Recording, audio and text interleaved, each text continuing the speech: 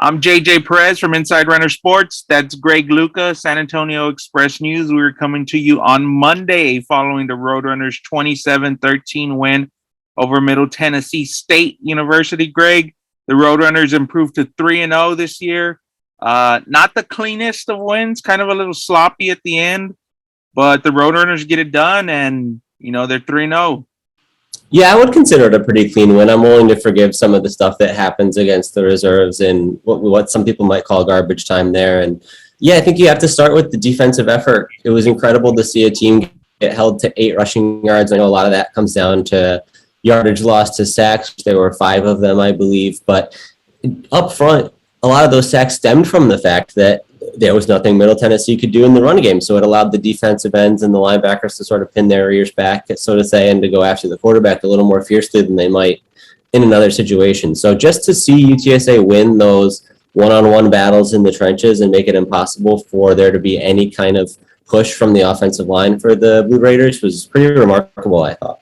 Yeah, very, very dominant performance. I mean, it was going to be a shutout, back-to-back shutouts almost until the very end of the game. So, I mean, that's where it starts for me in this game. The offense was kind of, I don't know, we saw some mistakes, some errors this week, a few interceptions, some penalties. What were your takeaways from the offense, Greg? Yeah, I think there's a few different components you can break down. There was errors that probably happen more often than we've seen so far this season. UTSA just had avoided them. Something like DeCorian Clark's fumble, where he's just fighting for extra yardage and the ball pops out. Like somebody is going to do that eventually. That sort of thing happens every once in a while. And then we saw the first couple of offensive penalties. I think you said that there hadn't been any or a few, if at all, in the first couple games. And we saw, I think there was a face mask that wiped out a down to Brendan Brady, and there were a couple false starts and maybe a holding or something like that put them behind the sticks in different situations. And then we saw 2 interceptions from Frank Harris, which had not been characteristic of him up to this point. It was interesting. The first one was I believe the curl route to Trayvon Bradley, and I think Coach Traylor said on the radio this morning that Trayvon didn't really fight for that ball or didn't really kind of put up much resistance or help there. But I did think that Frank Harris was either late on the throw or just didn't put enough zip on the throw, because Bradley runs the route and he turns and it's like 1, 2, like the ball's not there, and then the guy has plenty of time to get in front of it.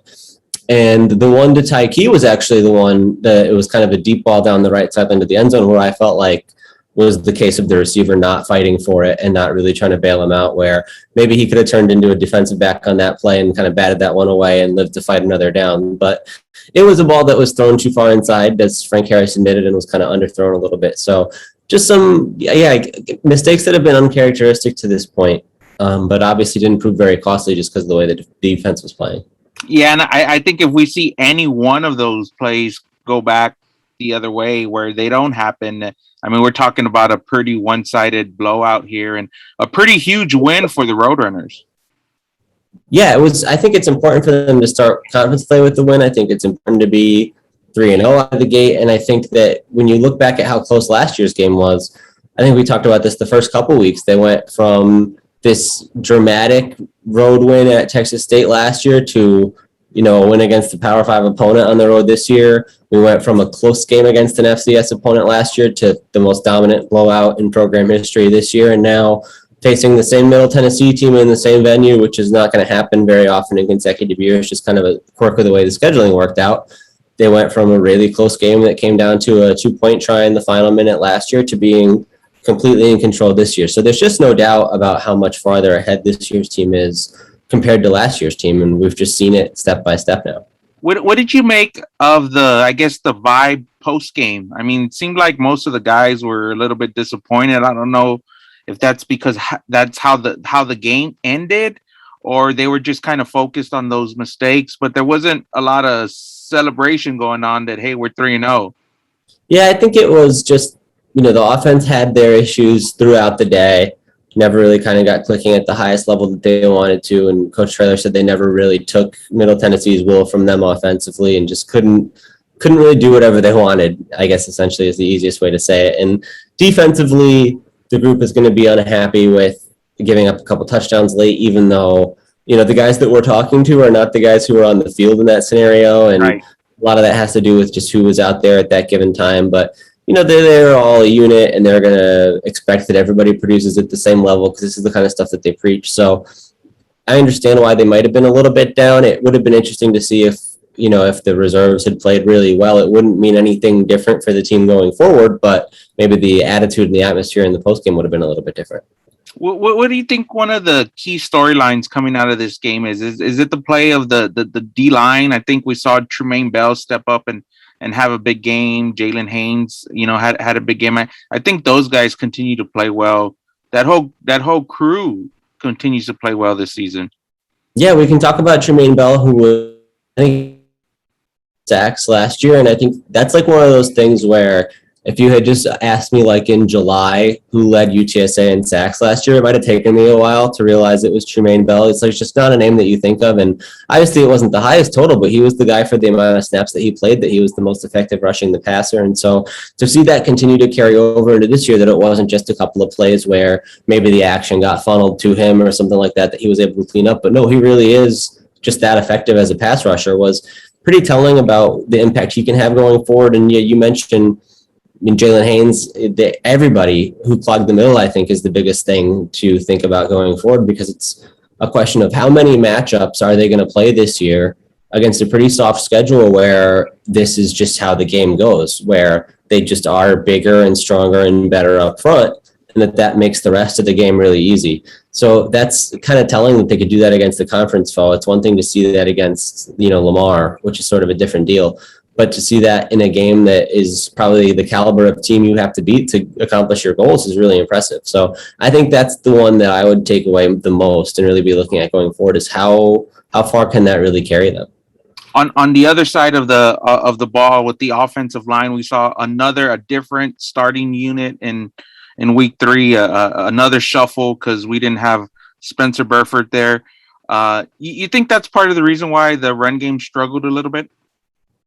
Yeah, it could be. I think so. When Mekhi Hart was out, it felt like they were able to plug in Gallimore, and there wasn't a ton of drop off necessarily. Just kind of from my viewing of it, there weren't any super significant breakdowns other than maybe one or two in a game here or there. But without Spencer, it felt like that left side, for whatever reason, it just was harder to fill that role. I thought there were a couple plays where Demetrius Allen got beat, even though, Jeff just said he was playing really well out there. So maybe I just kind of saw it wrong, but it looked like there were a few times where he got beat around the edge or was kind of leading to some pressures. And maybe that was part of the reason that we saw Jalen Gallimore come back in the game. And then he had a couple of rough series or rough sequences in this game as well, where he was kind of getting beat for some pressure too. So it just felt like trying to find somebody to fill up that hole on the left side was a lot more difficult than it was trying to fill up the gap on the right when Mekhi Hart was out. So we'll see how long Spencer Burford's going to be out. It sounds like it's not very serious, and we have a chance we could see him as soon as this week, but you never really know on that front. So yeah, that was part of it. And then something that Jeff brought up this morning that I had wanted to ask about was, it feels like, and this goes back to Illinois too, but like Sincere just doesn't really seem to have his footing sometimes. Like it'll be untouched and he wants to make a cut and he just kind of stumbles or falls down, almost like there's something with his cleats, and I don't know what it could be. And Jeff said that they kind of got it worked out at halftime and he was a little bit better in the second half, but you add in one or two of those kind of plays that stumble and don't really go anywhere for no particular reason, and then that kind of is the average as well. So there's a few different factors there, but I would say that the most important one to really look at and think about going forward is the offensive line. How have we gone this long without talking about Zachary Franklin's game? I guess all the wide receivers. I mean, Cephas had a great game.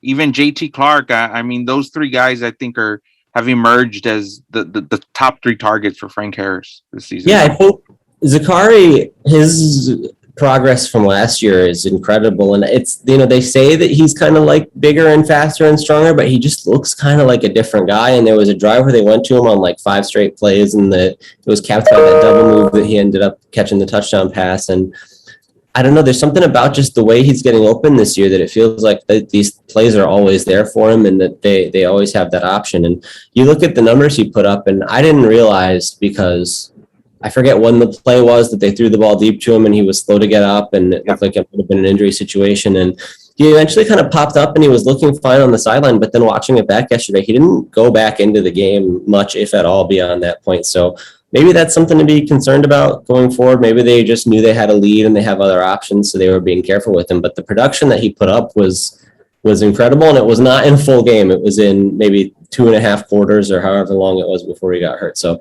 certainly it's been a crazy year for him so far, and it's exciting to see him continue to develop. Yeah, him and Cephas. I mean, Cephas had that touchdown where he put the yards after catch, and he said he wanted to make that an emphasis this season. I think he led the team in yards after catch this week.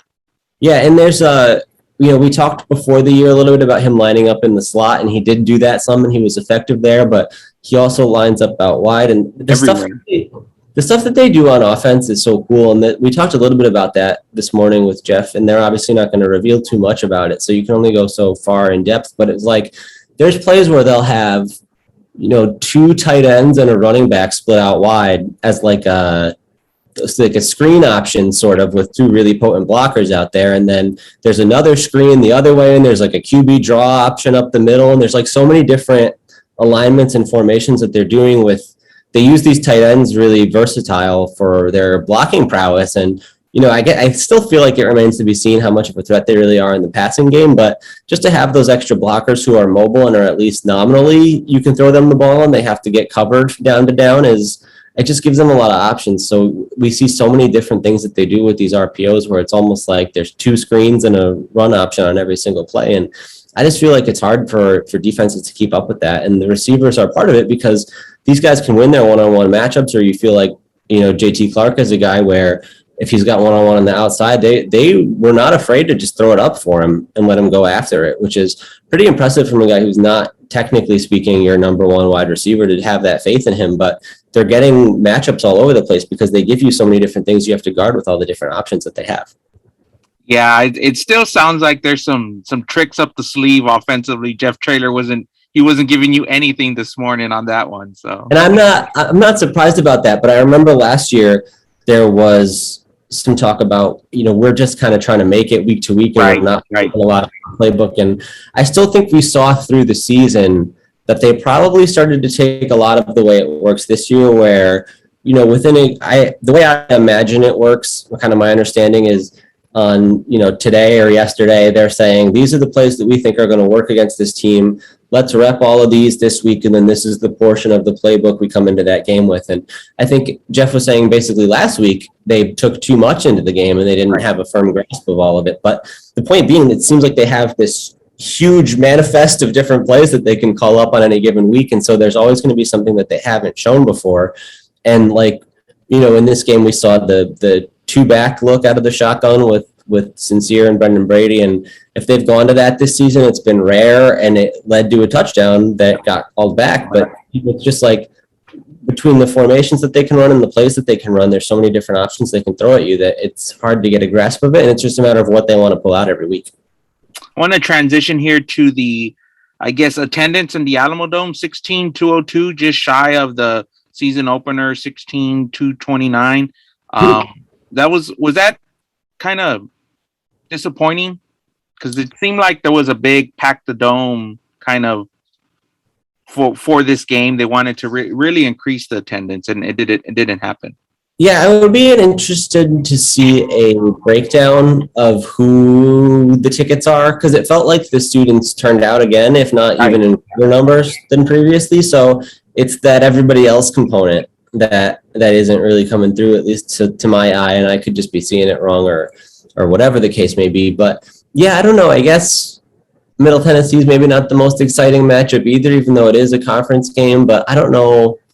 Maybe you need to face. I feel bad because I forget which conference games are home and which ones are road off the top of my head. But maybe there has to be some kind of more local tie or something. Or I guess as the season goes, if they continue to win, then obviously that'll help too. Like if you beat Memphis, and then you're going to be favored in every game you play the rest of the way, and the excitement starts to build, with each step along that journey, then certainly you could see the excitement form. But it's just hard to imagine.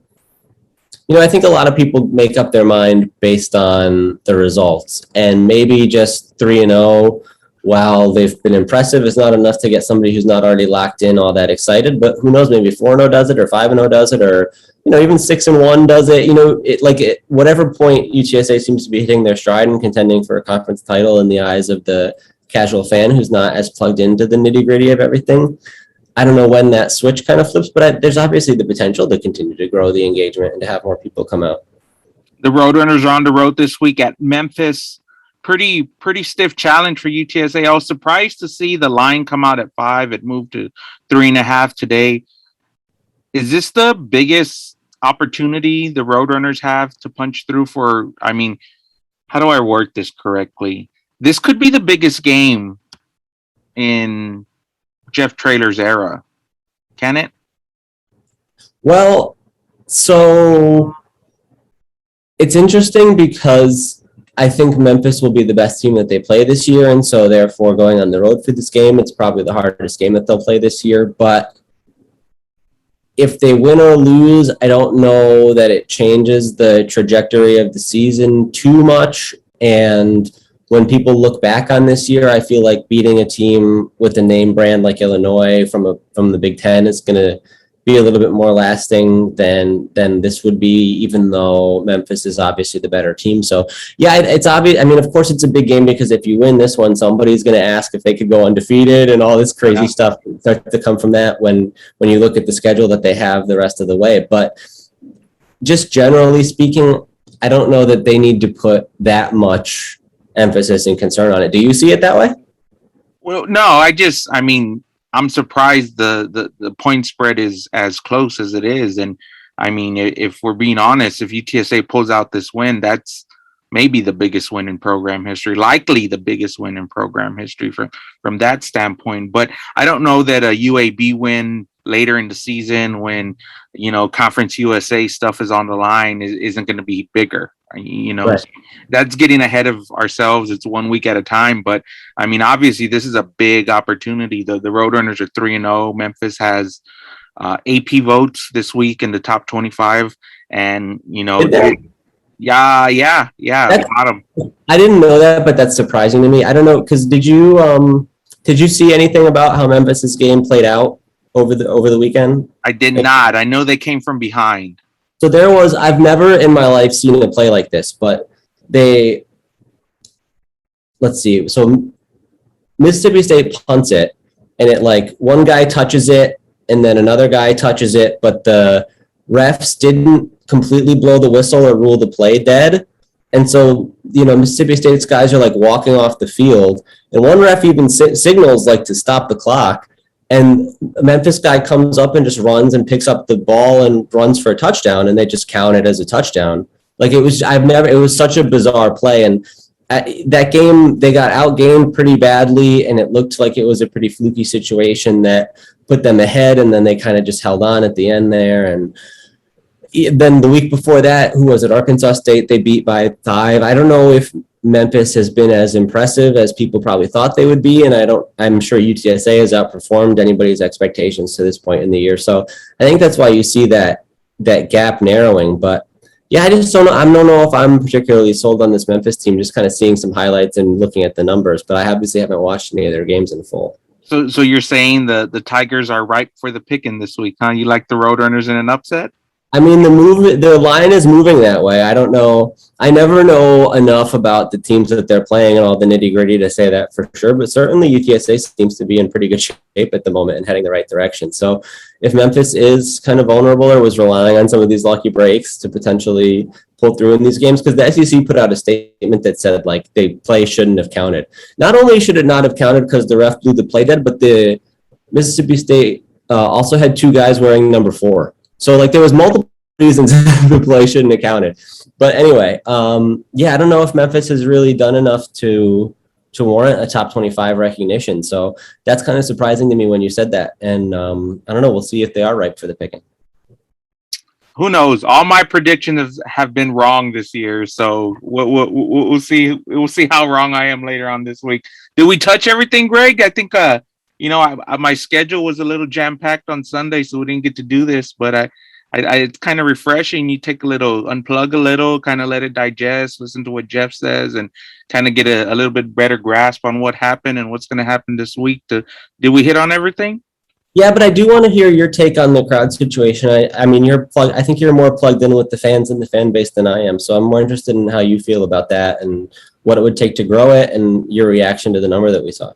I just think this is where we're at as a program. 15 to 20,000 is going to be kind of sweet spot of the crowd here. And I just, someone mentioned something last week about the Commanders and how they had, some nice attendance numbers. But I mean, I think that was because it was spring and it was new, and the newness with UTSA is worn off. So I think until you have consistent winning and some better, honestly, more name recognitionable programs come in, I think you're going to see around 15 to 20,000. Yeah, I guess if you compared UTSA's first season to the Commanders' first season, you would have a point there, right? Where certainly the Commanders didn't draw that 58,000 number that gets kicked around quite a bit. And so, yeah, I guess there is something to that. But how do they, what does UTSA have to do to become more of a brand? Is it a marketing thing, or is it reaching people, or like why has that not connected in the same way? Or do they just not trust the winning because of the last couple seasons that we've seen? Yeah, I think it's a combination of all of that. I mean, you look at just not to throw San Antonio under the bus, but it's a very fair weather town as far as sports fans go. That, I mean, we're spoiled because of the Spurs, and it's a big walk-up town too. A lot of people, will just walk up to a game and buy tickets. And for UTSA, they haven't had the sustained success. I mean, where can they hang their hat on? The last 20 months of Jeff Traylor is probably the most successful time they've ever had.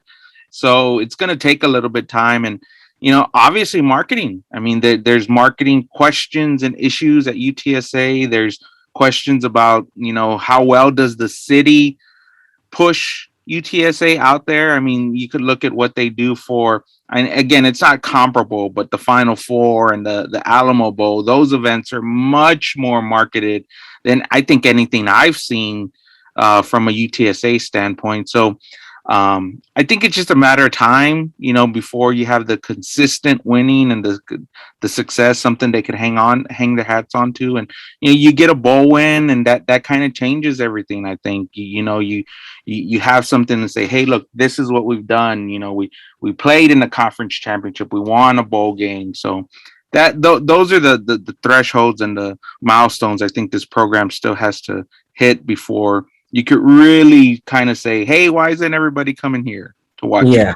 See, I understand when this conversation gets had about the NFL or whatever, that everybody has their 18-foot TV and they want to check their fantasy lineups and they want to be able to watch the red zone and flip through all the games. But it's like UTSA plays at 5 p.m. on a Saturday. Like the primetime games are later and the noon games are earlier. And I'm not trying to like make this about the production quality, but the broadcast that gets put out on ESPN Plus is not the same thing that you're missing if you go to a game and it's an NFL game. You don't have that same level of experience and the same kind of video quality even. And I, like, for me personally, like I honestly hate watching football on TV because it's the only thing where you're watching a character and they're looking somewhere else and you can't see what they're looking at. Like, why am I just staring at the quarterback? But that's a whole other topic. So generally my point is, like, I think if you care about the program, you should want to go out and see it in person because it's just such a better experience than whatever other experience is out there. So there just has to be a way to build that connection, and to maybe there is something to prices and making it easier to get to the Alamo Dome and all that, but that would be a lot to really kind of dive into and unpack that I don't know how it compares nationally or if it's fair to be critical of that or not. So I don't want to touch on that too much, but yeah, just think if you care about the team, it makes sense to get out there and see them in person because there's a lot of benefits to that. Yeah, and I think maybe we'll see attendance rise a little. I'm going to say a few thousand throughout the season. That wouldn't surprise me. Sure, like losing takes it the other way, so theoretically winning would take it up. And that makes sense to me. Well, that'll wrap it up this week, Greg. I appreciate you taking the time on a Monday, a work day for both of us. Roadrunners 3-0 in the season. They are on the road this week at Memphis. JJ Perez, Inside Runner Sports, Greg Luca, San Antonio Express News. Thanks for watching, guys.